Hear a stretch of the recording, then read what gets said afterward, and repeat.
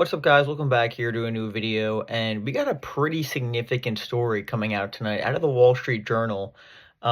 Basically, it's being reported that Elon Musk and Vladimir Putin have been in regular communication since late 2022, and it's been numerous conversations, and they discuss, according to the report, personal things, geopolitics, um, and a variety of other things. To me, it seems very strange, and it's a very concerning report. If you look at the information in the report, now again, as far as the validity of the report, people are going to have their own opinions on it, but it's coming from the Wall Street Journal too, which is generally right-wing publication. So the fact that it's coming from them, I think, makes it even more interesting. And of course, you're going to have a lot of Republicans, or maybe just a sect of Republicans say, oh, it's a political attack before the election because Trump is a big donor to, or excuse me, Musk is a big donor to Trump. They're going to say that, but I'm just going to give you what we got here in the story because it is definitely pretty concerning, I think. So probably the biggest headline I would say coming out of the story is the fact that in the report, it says that Putin actually asked Musk to not activate Starlink, which people don't know, it's a satellite system that provides internet connection to places that would not have it. It's been very useful in Ukraine, for example, in providing them with internet services.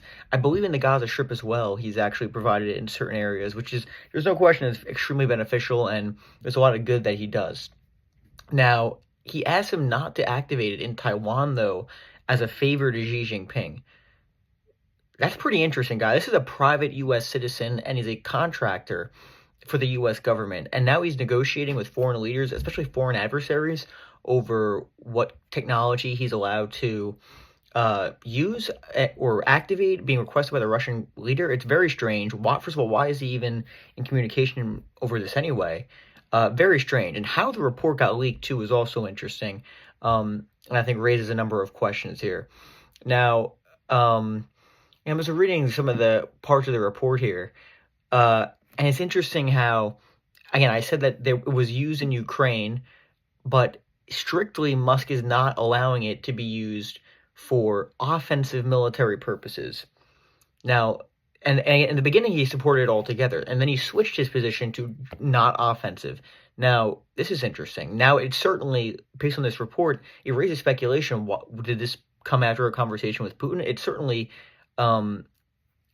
plausible. And is there an ethical violation of this? I think it's certainly concerning that this would be happening.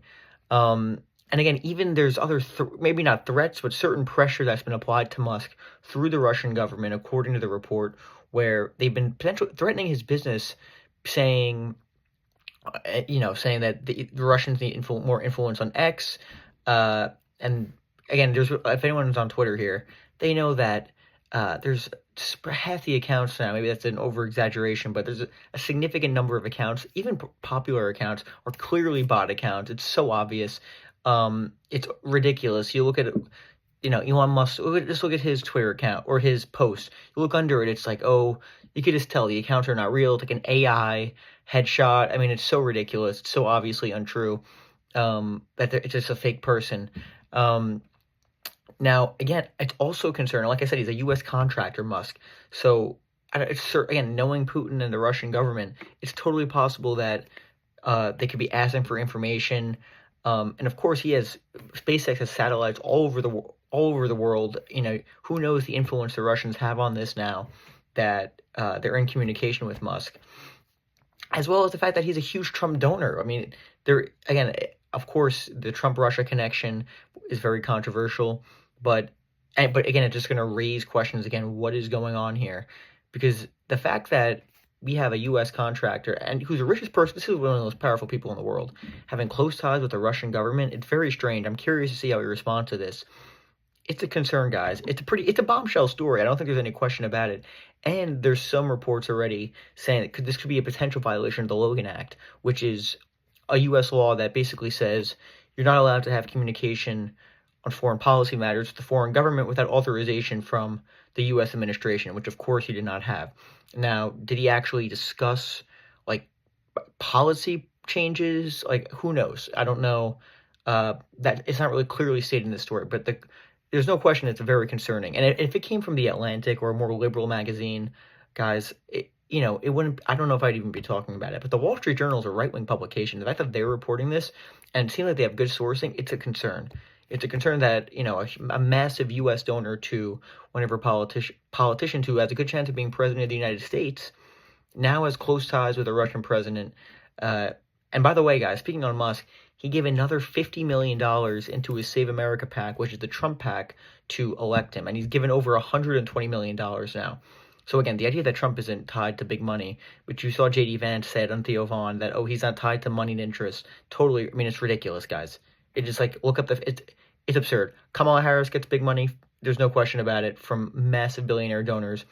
Trump also gets billionaire money. Musk is the richest person in the world. He's giving him boatloads and boatloads of money. So the idea that J.D. Vance is going to say, Trump isn't held to any, or is held to a higher standard because he doesn't get money from higher interest, it's totally ridiculous. Just do any bit of background research. Miriam Adelson's a good example, another big billionaire donor to the campaign. Bill Ackman, another billion-dollar donor to the campaign. So it's just completely untrue, a lot of the narrative that they're trying to skew here. But this is a concerning report. We'll see how it's responded. There's been some talk by whether or not the U.S. would consider revoking contracts. And again, that seems a little extreme and way too early at this point, but that was some discussion in the Wall Street Journal, whether or not they would revoke contracts, depending on how serious this is. That seems extreme to me. Because again, there is no question that Musk and a lot of his projects do great things, but this report definitely needs to be looked into more because, it's not a good look. It's not a good look. There's no question about it. Hopefully there's nothing too significant here, but there's no doubt that the overall outlook does not look good. Now, moving on from that, we actually have, based on the information, the Israeli strike on Iran is going to be pretty imminent. Who knows, guys? A lot of it's pathological warfare or psychological warfare. It's going to be interesting to see when it happens and how big it'll be. Iran, to me, seems a little concerned. They're saying, it's been leaked to the press, they're not going to actually attack. They're not going to attack if it's just on military facilities in a limited capacity. Probably trying to signal to Israel, we don't want the smoke.